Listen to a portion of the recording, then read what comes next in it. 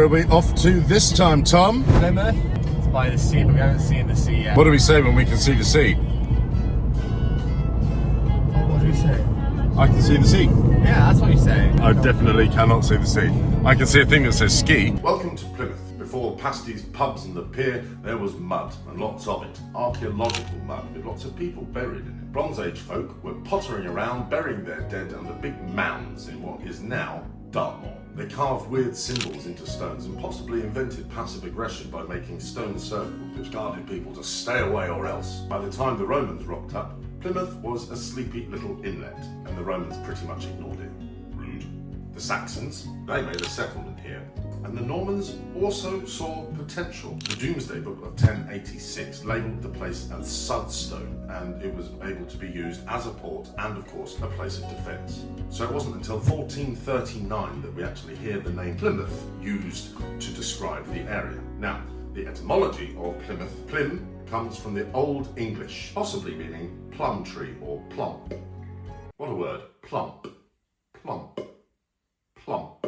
And mouth meaning, what could mouth mean? Oh yes, mouth. So it was the plump mouth of the river, or the plum tree mouth of the river. Probably, I'd lean against plump. It's my new favourite word. Plump. But let's jump to the 1500s, where the age of exploration begins. Plymouth's deep natural harbour becomes the medieval version of Heathrow Terminal 5. So ships were leaving from here to go over to the New World to make all sorts of business deals, or privateering, or piracy with paperwork, whichever way you'd like to look at it. But let's just say this, people of Plymouth started throwing away their leather shoes rather than repairing them. Times was good. Drake, Sir Walter Raleigh, Hawkins, the naval rock stars of the day, they all left here from Plymouth. The place was a hub of ships, shipbuilding, sailors, spices and scandal. I'll be honest, I thought I'd been to Plymouth before. I don't know if I have, but I feel like I've been here. A kinship. I don't know, cannons, the sea, empire. My whole life I've been told we're related to Sir Francis Drake. Whether this is actually true or not, I don't know. But you grow up being told these things, and England was a different time 40 years ago. We were told it was Queen Elizabeth's prized pirate. Off he went on the Golden Hind. Louis XIV is saying things like, Queenie, can you stop pirating? And she's like, yep, no worry, Louis. Louis XIV, no worries. And then she calls in Drake and she says, go on, do a bit more pirating. And he did. So I was doing a job over in the Caribbean, and we had a chap called Lennox Honeychurch, who was the local historian who wrote all the history books for the kids in the schools in Jamaica and surrounding Caribbean islands. And I mentioned to him, I said, so I'm related to Sir Francis Drake. And he went, well, thank you for bringing all the illness to the Caribbean, the sickness, and for the slaves. We really appreciate what you did for us there. And that was a real moment for me to sort of wake up and go, my family talks one way about a certain thing, but then people of history talk another way.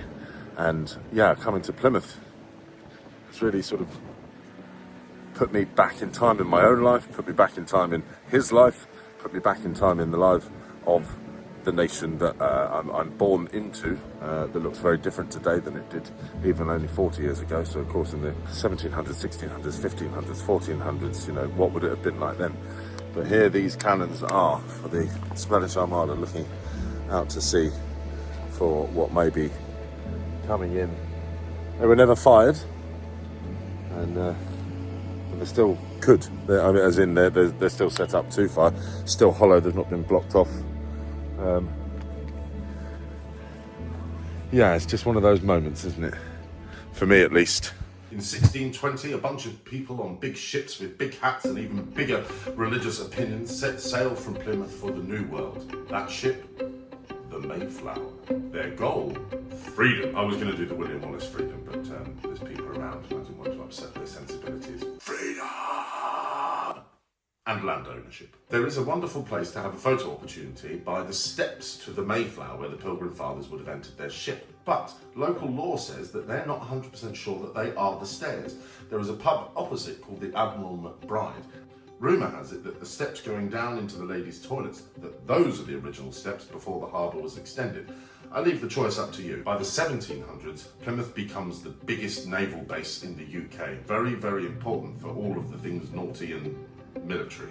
Devonport Dockyard becomes one of the world's most important facilities. So if you were to look at Plymouth in those days, you would see ships larger than the football pitch with masts taller than townhouses and enough rope to encircle the world twice. Plymouth's Dockyard played a central role in helping Lord Horatio Nelson and, of course, the Duke of Wellington defeat Napoleon, that old rapscallion. My enemies are many. My equals are none. New barracks were built to house all of the military prisoners of war that were coming in. In 1815, Napoleon himself was brought into Plymouth, where people would go out and see him, because he would come and stand on his ship, the Bellerophon, on his way to St Helena, where he was going to be exiled. He didn't stay there for long. He managed to get out and head over to Waterloo. But once a day he would come out aboard his ship and stand and look at Plymouth at the people who were capturing him, and people would come and observe this act as he was taking his morning constitutional. Charles Darwin, the origin of species guy, spent 5 years in Plymouth planning his trip, ready to go out and sort of map the species, but that wasn't necessarily his initial intention. It was to continue the mapping work of James Cook, but it so happened that they found so many species and animals that Darwin then became famous for what he brought back, and you can still see them in many museums all over the country. By the late 1800s, Britain had created an empire the likes of which had never been seen before or since. Moving forwards to the 1940s, with everything I've just said about how important this was as a naval base, military section, there was over 59 bombing raids that came in from old Hitler to decimate. After the war, planners came in and thought, how can we make this place lovely? What can we do to really enhance the beauty of our town? I know, brutalist square concrete buildings. Yes, that'll be it. That'll be how we represent the history of this town, and that's what they did. Archaeological charm? Under review. But today, the marine legacy does still continue. You can take a trip to the aquarium, which is one of the best I've seen. They've even got a submerged plane that looks like it's crashed into the Caribbean Sea for the fish to swim around. But they have different areas of the Atlantic, the Pacific, the Caribbean, of the different temperatures of the water with the different types of species of fish in there, and even a few sharks. And some land turtles, dude. By land turtles, I obviously mean sea turtles. I think it's good to show we're fallible as humans. We had a lovely time at the theatre there, the Plymouth Theatre Royal. There's this really big statue outside, touching the floor. I should probably know more about that. I don't, but it made me feel a certain way. Please make sure you swipe through the floor and then on the way out as well.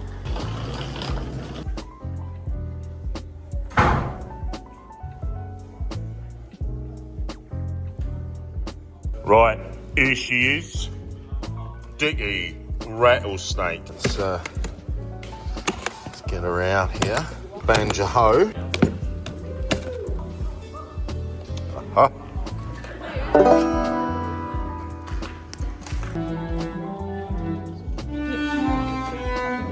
So have you been out in the sun today? No, I don't think so. Why? Right. Why? Is there something wrong with me? Twist your arm around. Right. I'm prepared to be late for warm-up to watch Ben's reaction. On you go.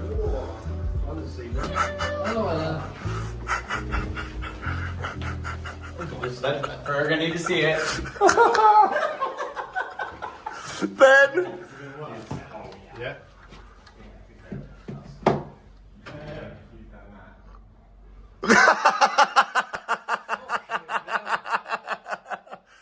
feel so crispy right now. You tit. I look like a fucking salmon. Woo!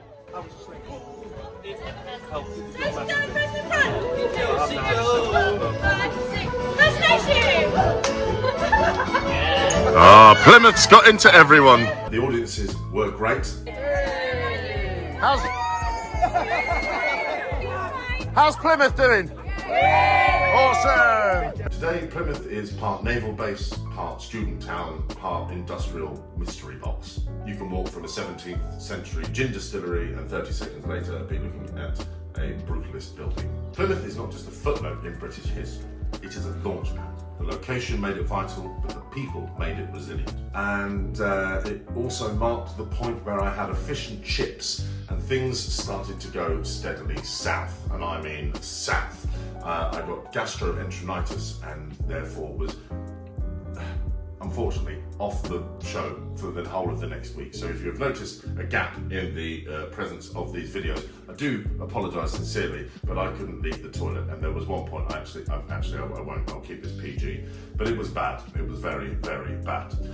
So, if you're enjoying these videos and would like to like and subscribe, then click the bells and the buttons below, and I shall see you at the next one, which unfortunately is not Hull, because I was otherwise engaged. Gargiloo, if you remember from Edinburgh.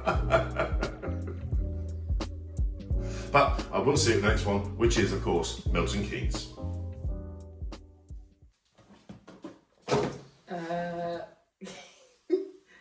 Gastroenteritis. No, gastro. I don't know what you said. Gastroenteritis. Gastroenteritis. My doctor has informed me I said it wrong previously. Gastroenteritis. Gastroenteritis. Oh, it reminds me, we need to book a holiday to a volcano.